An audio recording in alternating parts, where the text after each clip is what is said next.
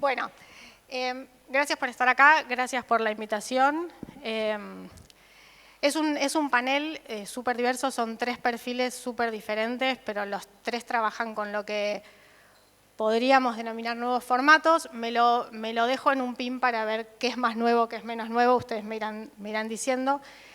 Pero me parece que está buenísimo que, primero que puedan contar muy brevemente qué hace cada uno en este salto a los nuevos formatos, porque los 3 tienen una carrera en el cual en un momento pegaron un salto a algo diferente, ya sean podcasts o ficciones verticales. Lo de Infobae voy a dejar que lo expliques vos porque es muy multiformato.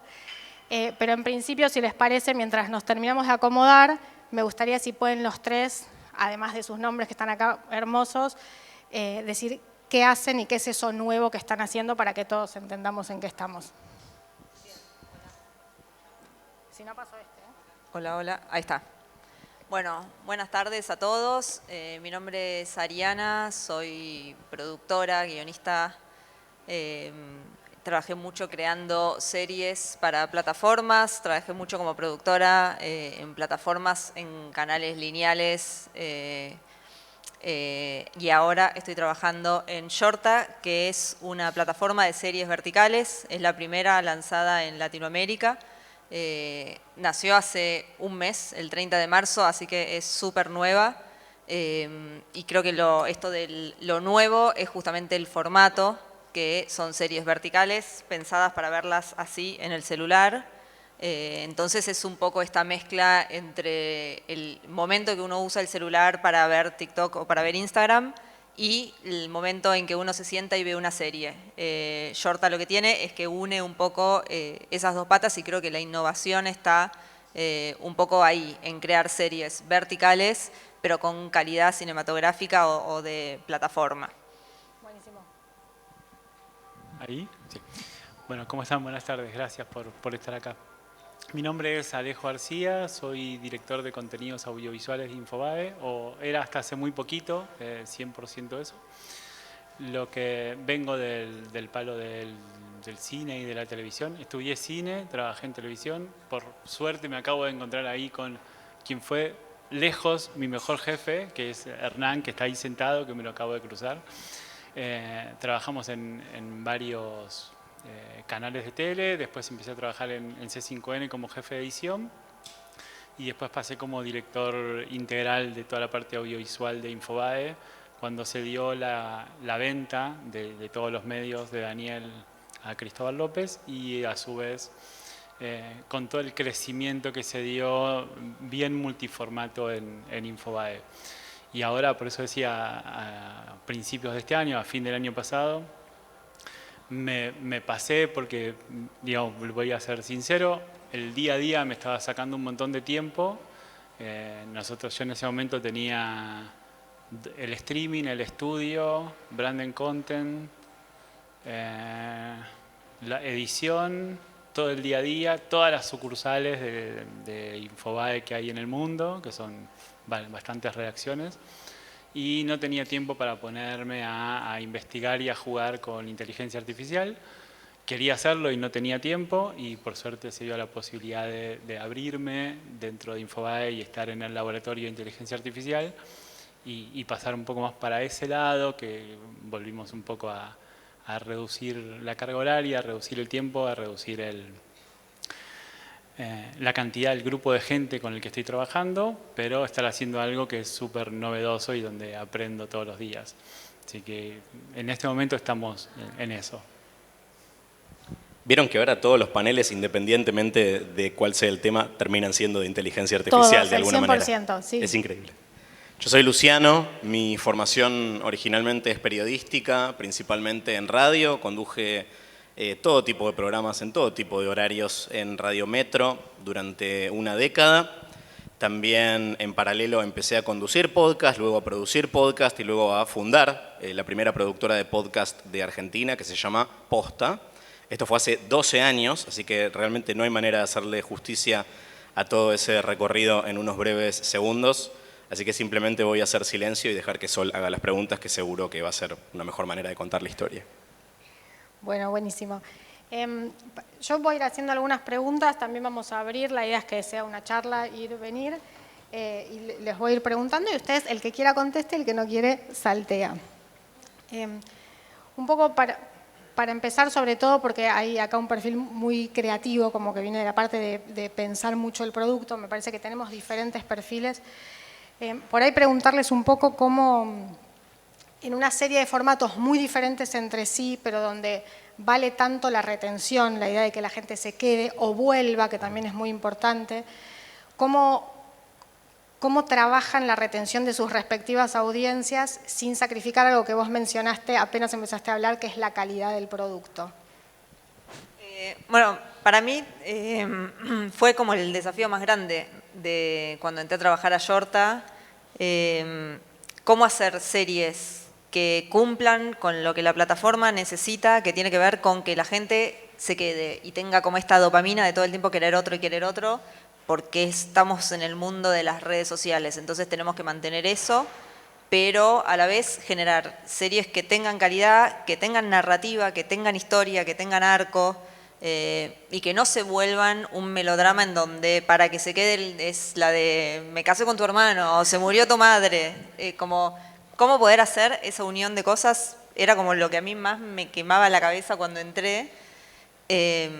Yo particularmente lo que hice fue darles como la misma línea de trabajo y pensamiento que había hecho un año antes trabajando en Pampa Films y desarrollando series para plataformas. Y a eso sí entender que no podía haber un instante ni una línea de diálogo ni nada de más. Y medio que personalmente la fui moldando desde ese lado, de primero construimos todo el arco de los personajes, les empecé a pedir la premisa, por ejemplo, de qué habla esta serie, qué quieres contar, qué es lo que te importa, que no sea simple una aventura de las cosas pasan y ya. Entonces el trabajo lo hice igual que con una serie, pero a la hora de estructurar efectivamente los episodios, sí tenía que tener muy en cuenta que empiecen con un gancho muy fuerte y que terminen siempre con un cliffhanger y que no se salga nunca de cosas importantes que pasan. Una subtrama puede ser importante, pero tiene que estar justificada. Entonces fue como eso, ir moldeando las series con ese fin y después a la hora de la edición era exactamente igual, que no haya un instante en que uno quiera hacer esto. Y era re chiquito la diferencia, pero no puede haber un solo momento en que te aburrís un segundo. Esa diferencia sí no está en las series, que a veces sí se pueden dar el tiempo ni hablar las películas. Pero me parece que pasó un poco por ahí, con cómo unir estos dos mundos para que funcione al fin real que tiene que tener, que es que la gente quiera seguir mirando y llegar hasta el final, pero que tengan calidad. Teniendo en cuenta también que venimos de muy abajo, porque yo acá digo serie vertical y sé que la mayoría está pensando en los microdramas chinos. Entonces lo primero que dicen es como, uy, qué paja que debe ser esto. Entonces tuvimos que salir de todo eso y demostrar que se podían hacer cosas de calidad. Y vamos un mes, literal, un mes y 7 días de estrés. Entonces todavía es todo muy prueba y error de qué funciona, qué no funciona, qué género funciona, para dónde ir. Todavía los números que nos están llegando no nos dicen nada porque no hay con qué compararlos. Creo que me fui de tu pregunta. No, está perfecto. Bien, creo que ahí yo voy a separar algo que sucede en Infobae por ser una plataforma de noticias, es que hay mucho video que se hace y mucho contenido que se hace que es directamente no generado por nosotros. Entonces, para esta charla lo voy a sacar de la ecuación porque no tiene ningún sentido explicar cómo Reuters genera sus noticias. Nosotros tenemos la suerte de que el dueño de Infobae viene de la televisión, viene de la radio. Entonces es una persona que está muy preocupada siempre por la calidad estética, por la calidad de iluminación, por las cámaras. Y entonces como que si nos llegáramos a dormir es el primero en empujarnos a decir, che, levanten la calidad porque esto no está funcionando bien. O sea, es alguien que entiende el lenguaje de la tele y entiende ese lenguaje. Y entonces como que vienen de la mano la parte calidad de la parte contenido, ¿no? Igual diferenciamos mucho en lo que es la noticia en sí. Si yo tengo en este momento una premisa y está grabada con un celular y es una primicia, digamos, no pasa nada. Nadie nos va a decir, no, lo hubieran grabado con una Arri Alexa. Digamos, no va a pasar eso. Pero en los productos nuestros intentamos mantener una calidad broadcasting, digamos, ¿no? Tampoco es que nos vamos a otro lado.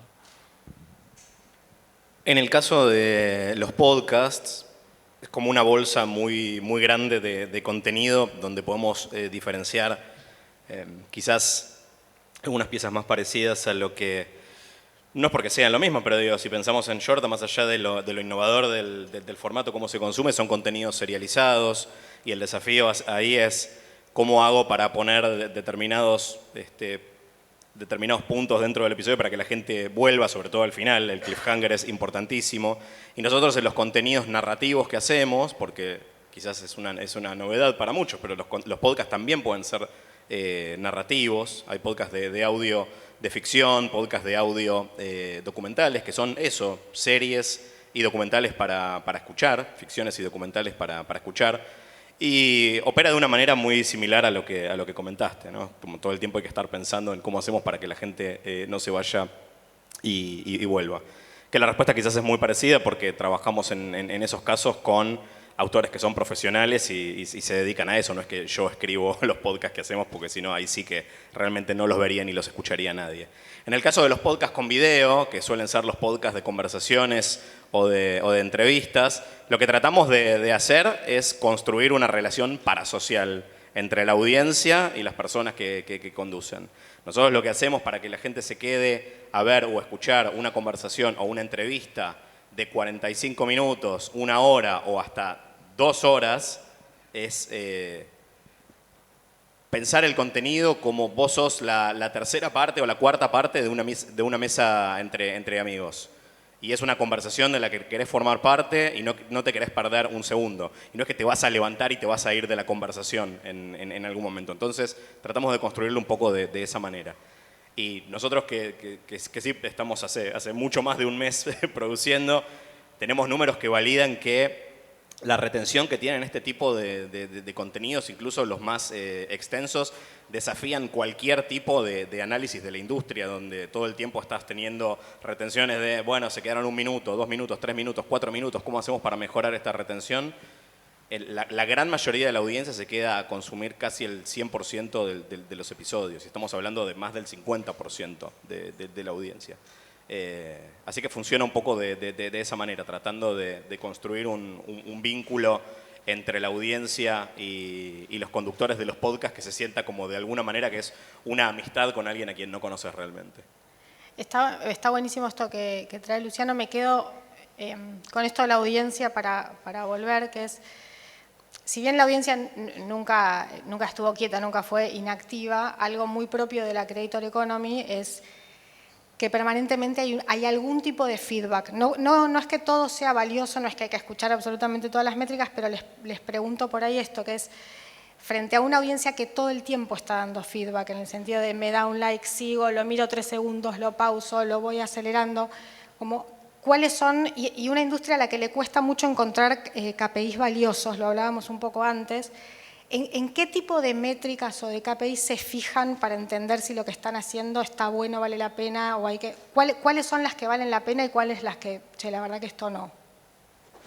Si es que miran números, por ahí me dicen, no, yo chicos, los números ni los veo, me angustian. Miro y me angustian. Exacto, sí, lo entiendo. Van de la mano. Hay muchas métricas, yo voy a nombrar 2 que me parece que nos sirven mucho del otro lado para ir viendo cómo funciona. Uno es el porcentaje de gente que llega hasta el final de la serie. Como que a ese le damos mucha importancia. Es una métrica que viene muy de las plataformas de chequear eso. Y la verdad es que a nosotros también nos sirve ir viendo eso, en qué momento baja, en qué momento la gente dejó de ver, tratar de entender qué pasó en ese episodio para que deje de ver, siempre sabiendo que incluso la plataforma en sí es nueva, entonces por ahí en ese momento lo que pasó es que algo falló mal de la tecnología, por eso digo que todavía los números no son tan ciertos en ese sentido. Y hay otra métrica que es súper importante, no es tan métrica en sí, y que tiene que ver con que Shorta también es una red social. Entonces, cuando uno entra a ver los episodios, puede poner corazones, puede poner comentarios, puede hacer lo mismo que haría si está viendo un episodio en Instagram. Lo puede compartir con un amigo, se lo puede mandar a otro. Y eso nos sirve muchísimo porque vemos los comentarios de la gente que está en vivo viendo los episodios. Hay una serie, por ejemplo, que estrenamos hace 2 semanas con Juli Coria, que se llama Independencia, que tiene los mejores comentarios, o sea, todos los comentarios son positivos, y llegás hasta el final y se creó como un pequeño fandom, que Juli Coria, que viene de Instagram, ya lo trae, pero que ahora se creó en la serie en sí, de gente hablando entre ellos de cómo se sintió identificada con el personaje, con la serie, de cómo le gustó, de que quieren segunda. Entonces eso te da como un ida y vuelta muy rápido de entender si a la gente le gustó y qué es especialmente lo que le gustó. Bien, yo soy fanático de los números, o sea que estoy todo el tiempo mirando números y angustiándome por los números porque nunca son lo que uno quisiera, pero yo miraba siempre, porque ahora como estoy en la parte de inteligencia artificial es como que hacemos mucho menos contenido, pero cuáles eran las reproducciones que pasaran los 3 segundos, que era fundamental para ver si se había quedado, si el gancho había funcionado o no, tasa de completitud, y que por suerte Infobae tiene una tasa de completitud del 60% más o menos, o sea que es muy alta, y permanencia, para ver un poco, sobre todo en los contenidos largos. Nosotros en YouTube tenemos contenidos de 20 minutos, 30 minutos, bueno, ahí es más difícil que la gente llegue, el 60% llegue al final, pero ahí es ver un poco la permanencia, ver dónde se van cayendo, para ir ajustando.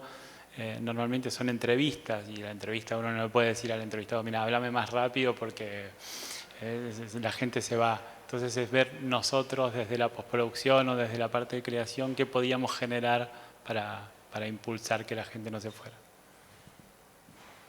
En línea con lo que contaba antes de las altas tasas de retención que tiene el podcast, hace poquito Spotify implementó, porque las principales plataformas donde se consume podcast es en YouTube y en Spotify.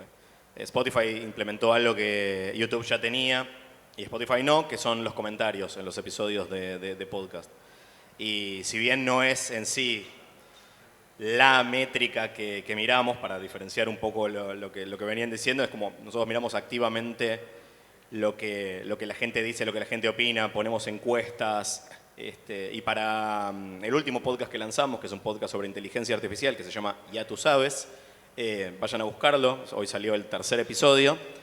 Les pedimos a los hosts, los dos Agustín M. y Agustín Jiménez, que se metan en los comentarios a responder ellos mismos las preguntas y los comentarios que deja la gente. Esto fue idea de Catalina, la productora del show, que me dijo, nosotros tenemos una cuenta en Spotify, una cuenta de posta donde podamos responder los comentarios. No, hagamos que ellos respondan. Así que nada, está funcionando muy bien y realmente, por un lado, tracciona porque la gente se siente vista, leída, escuchada y dejan más comentarios y eso le da más visibilidad al contenido dentro de Spotify. Así que seguramente lo vamos a implementar en el resto de los programas que hagamos este año. Buenísimo. Los 3 contaron un poco, muy brevemente su recorrido profesional. Lo que decíamos antes, los 3 tienen esto en común de tener una carrera que tal vez está más asociada a cosas que ya quedaron más clásicas, no sé ni si decirle clásica a algunos formatos, pero de un periodismo más clásico o un tipo de producción audiovisual más clásico, sea lo que sea que significa, y de repente saltan o eligen saltar a formatos que son nuevos, porque digo, Posta tiene 12 años, pero era recontra nuevo cuando Posta se largó a eso. Entonces, por ahí la pregunta, teniendo en cuenta este contexto, es como preguntarles cuáles son esas posibilidades, ya sea de negocio o creativas, que encontraron en esos formatos que por ahí no venían encontrando o que les sorprendió encontrar en estos nuevos formatos. Oportunidades, digo, de negocio para los que tienen más ese perfil, creativos para los que tienen más ese perfil. O sea, ¿qué les dio ese formato que antes por ahí no estaban pudiendo encontrar? Pueden en cualquier orden, chicos, como que por ahí la dejan siempre primera. Invirtamos, empezamos por el final, si les parece. Fue hace muchos años, me tengo que acordar. Cuando empezamos no había realmente un un manual, una biblia, una guía, un blueprint de cómo producir podcast. No es que no se hacían podcast en Argentina, ya habían. Nosotros lo que hicimos fue armar el primer sello, la primera productora, y con mi socio Diego pensamos, bueno, ¿cuáles son esas pequeñas innovaciones que podemos ir introduciendo? Ni siquiera a la industria, porque no había tal industria. Nosotros empezamos a construirla, un caso muy particular. Entonces ahí dijimos, bueno, ¿cómo vamos a hacer para financiar el desarrollo? Digamos, como empezamos con una inversión mínima y nuestra, no contábamos con ningún tipo de inversión externa, ni siquiera sabíamos cómo juntar esa guita ni a quién pedírsela. Entonces lo que dijimos fue, bueno, pensemos en marcas que tengan un perfil innovador, que estén potencialmente interesadas en apostar por este formato, y hagamos contenido 100% pensando en ellas. Ustedes me van a decir, sí, eso se llama branded content. Sí, pero hace 12 años no se llamaba nada, no había branded content. Entonces nosotros empezamos a hacer lo que definimos como podcast de marca. Y tuvimos un primer sponsor que fue Grupo Campari, como buenos borrachos que somos. Vinieron y pusieron un dinero para hacer un podcast alrededor de un concurso de aperitivos que estaban haciendo en ese momento, y salió tan bien que ahí empezamos, hicimos más cosas con Campari, después se sumó, creo que el segundo fue Philips, después fue 20th Century Fox, cuando era de Fox y no era de Disney, y después fue así como terminamos trabajando con Mercado Libre, Globant, Uber, Microsoft, Netflix, HBO y más de 100 marcas de las más importantes, no solamente de Argentina, sino también del mundo. Así que eso fue como la pequeña innovación. Y muy cortito, lo que nos permitió que ese formato fuera exitoso fue la posibilidad de meternos en la cabeza de la gente. Hoy el podcast es considerado un formato también de video, pero nosotros lo concebimos originalmente como audio. Y el audio es un formato espectacular para comunicar mensajes de marca. O sea, estás introduciendo, es como que le estás lavando la cabeza a la gente. Tenés una voz adentro tuyo que te dice, obviamente no está diciendo, comprá Campari, sino que te está contando, bueno, pero ¿qué es Campari en realidad? ¿Cuál es la historia detrás de eso? ¿Cuáles son los ideales? ¿Cuáles son los mensajes que quieren contar? ¿Cuál es la historia detrás de la marca? ¿Por qué deberías elegirlo con respecto a otros aperitivos y demás? Saludo a Mariano Maldonado de Campari, que ya no se dedica más a esto, pero que fue el primero en apostar. Bueno, yo ahí voy a tomar la parte de cuando dirigí Branded Content, que durante 2 años dirigí InHouse, que es la agencia de Branded Content de Infobae. Porque ahí nosotros hacíamos las dos cosas. Una era generar contenido pensado para una marca, pero la marca ni lo sabía, entonces íbamos, le golpeábamos la puerta y le decíamos, che, mira, tenemos esta historia que nos parece que te va a encantar. Y a veces funcionaba y a veces no. Y la otra era esperar que las marcas, cuando los ejecutivos van y ofrecen todo el paquete que tiene Infobae, ¿no? Si quieren sponsorear, si quieren hacer esto, salir en banners, qué sé yo, una de las posibilidades era generar un contenido brandeado. Entonces ahí, durante esos 2 años, ejercitamos las dos cosas. Y pudimos hacer algunas series muy buenas, porque había una ejecutiva que yo le decía, negra, quiero recorrer el país contando historias. Me decía, vos siempre me pedís un montón de guita. Y a los 2 meses venía y me decía, ya está, Renault la pone, dale, buenísimo. Y entonces hicimos Historia de nuestra gente, que fue un golazo. Y después era, queremos probar tal cosa. Bueno, dale, conseguí esto. Ella hacía automotrices, entonces todas terminaban con alguna automotriz. Pero era, bueno, dale, Toyota nos acompaña con esto, hacelo. Y nos permitió jugar mucho y ir explorando en contenidos que no eran 100% el contenido de marca que uno está acostumbrado a ver. Que de vuelta un poco lo que decía Luciano. Hoy nadie piensa en el contenido de marca, o sea, no brandeado o no un branding content, pero hace 3, 4 años, ir y decirle a una marca, vos tenés que poner un montón de plata para hacer algo donde tu marca casi no se va a ver, era bastante complicado. Pero eso funcionó muy bien. Y después lo que sí no funciona mucho es, nosotros hacemos mucho, o sea, de verdad generamos mucho contenido. O sea, es un montón, se hacen 3.000 videos por mes, digo, o sea, es una cantidad de contenido y probamos mucho. Entonces nos deja probar fácil. y siempre es, bueno, hacemos 4, después de 4 probamos 4 más, y si recién está establecido se hace, y si no, se deja de hacer y se empieza a hacer otra cosa, ¿no? Probamos mucho, o sea, lo que hacemos es probar todo el tiempo, ver métricas y probar. Muy buen equipo comercial también hay que decir, porque la verdad... Sí, yo creo que acá lo innovador que tiene hoy Shorta es el tipo de serie en este formato.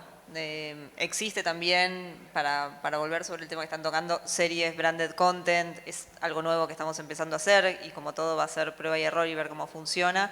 Pero a mí personalmente lo que me llamó la atención cuando me llamó en octubre, noviembre Esteban Menis, que necesitaba más gente para armar el equipo, era está todo por hacerse, no tenemos parámetros porque no queremos copiar a los chinos, no queremos copiar a Netflix, no queremos copiar a TikTok ni a Instagram, es sobre cómo hacemos esto y qué directivas les damos a los creadores, que es toda gente que viene, muchos vienen son actores o directores o productores de series o de películas y muchos son creadores de TikTok e Instagram que están haciendo sus primeras series. Entonces, hay muchos que les decimos internamente escuelita, como oye, a estos hay que hacerle escuelita, porque realmente es como, vamos a enseñar a hacer una serie manteniendo lo único que, digamos, lo que es personal, para no sacarle eso y no decir, no te preocupes, estandarizamos tu producto. Entonces es como el equilibrio entre que las series sigan teniendo el color del creador que la está trayendo, pero puedan también tener una narrativa que hace que eso funcione. A mí personalmente fue como eso lo que me llamó mucho la atención y lo que me generó estas ganas de querer hacerlo. Creo que más un tema personal. Yo empecé a trabajar hace muchos años cuando nací Encuentro y hice Presidentes de Latinoamérica. Y después cuando nacieron las series cortas, acá tengo un compañero, cuando nacieron las series cortas entré a Un3 y cuando nacieron las plataformas entré a Pampa Films, que era como de los primeros que nos sentábamos y decíamos, ¿qué hacemos? ¿Contratamos guionistas fijos, guionistas por proyecto? Como que cuando no hay parámetros y está todo por crearse, a mí me genera como este incentivo de, bueno, hagámoslo y creemos lo que después se va a usar para que otros puedan seguir estos procesos. Y hoy Shorta me parece que es eso, es cómo estandarizamos la industria de las series verticales para que tengan calidad, puedan traer a un montón de gente que quiere contar sus historias y ahora lo puede volver a hacer, que por varios años era muy difícil entrar a cualquier tipo de industria, y hay algo de ese desafío que me parece que es lo entretenido. Está buenísimo. ¿Puedo una más cortita y Q&A? Pedí permiso. Prometo que es corta, en que todo por hacer, que lo mencionaron los tres de alguna manera, como esta cosa de estar armando el molde y mientras lo están haciendo, ¿a quién miran? Esa es la última y abro Q&A, prometo. Pero ¿a quién miran? Ya sea porque tienen algo parecido o porque los inspira de alguna manera, como siendo los que están haciendo el formato. ¿A quién admiran? Cuando miran a los costados, ¿de quién se copian un poquito? Mira, digo una sola frase que es, nosotros nos vemos como los hijos de Instagram y Netflix. O sea, unís esas dos cosas y ahí está Shorta. Yo te diría a todos. A todo lo que puedo mirar y lo que estoy viendo, y si lo veo en TikTok, y quizás es algo que está haciendo un chino, pero digo, esto está bueno me gusta cómo lo contó, me gusta la música, algo, y voy guardando en distintas carpetas y vamos en el equipo compartiendo y tenemos un WhatsApp que es solo de ideas y vamos tirando como, mira, esto está bueno, no sé para qué, pero está bueno, tengámoslo en cuenta. O sea que todo lo audiovisual y innovador que anda dando vueltas lo tomamos. Hace un par de años le vendimos la parte mayoritaria de Posta a Podex, que es un grupo sueco que está armando el consorcio de podcast más grande del mundo. Y miro alrededor y me encuentro con un montón de productoras súper inspiradoras de distintas partes del mundo, desde México hasta Islandia. Así que el trabajo profundamente colaborativo que hacemos es de las cosas que más me inspiran. Y después tengo mi chink personal, que lo tengo siempre al lado mío, que es el libro El acto creativo de Rick Rubin, que si nunca lo leyeron se lo súper recomiendo porque cuando estoy perdido vuelvo a eso y es a donde me gusta mirar. Buenísimo. ¿Alguna pregunta? Abrimos, aunque sea una o dos. Una. Me hicieron la seña. Después podemos charlar igual. Sí, podemos charlar. Bueno, sí, está bien. Pero mientras estemos sobrios. Después también se puede charlar, pero bueno. Bueno, ¿hay alguna pregunta? Si no, podemos ir cerrando. No es necesario que haya, pero por ahí había quedado alguna duda. Bueno, va a haber preguntas. Es rarísima la situación de que no haya preguntas. Bueno, se las hacen personalmente porque mientras beben, aparentemente. ¡Uy! ¡Ay! Es que generar culpa siempre es lo más efectivo. Por eso funciona también posta, ¿se dan cuenta? Hola, ¿qué tal? ¿Cómo estás? Una pregunta para Ariana. Quería saber cómo organizan la parte no legal, por decirlo así, de las películas, pero de las mini películas o las miniseries. ¿Cómo funciona eso en relación a los actores, a la producción y todo? ¿Cómo es que encaran el proyecto, el guión y todo? Es un proyecto, es como encararías con plataforma. O sea, nos llegan proyectos, nosotros no somos casa productora, somos solo plataforma. Entonces siempre los proyectos llegan con casa productora y el trabajo se hace con ellos, y o viene un creador pero le ayudamos a conseguir su casa productora, pero nosotros trabajamos solo como plataforma, que damos devoluciones, que la inversión sale obviamente de la plataforma y el IP queda en la plataforma. Es como muy parecido a procesos de plataformas grandes. Bueno, se quedan los chicos por acá. Muchas gracias a los tres. Me quedaría Muchas hablando un gracias. montón. Muchas gracias. Gracias, Rodri. Gracias a todos.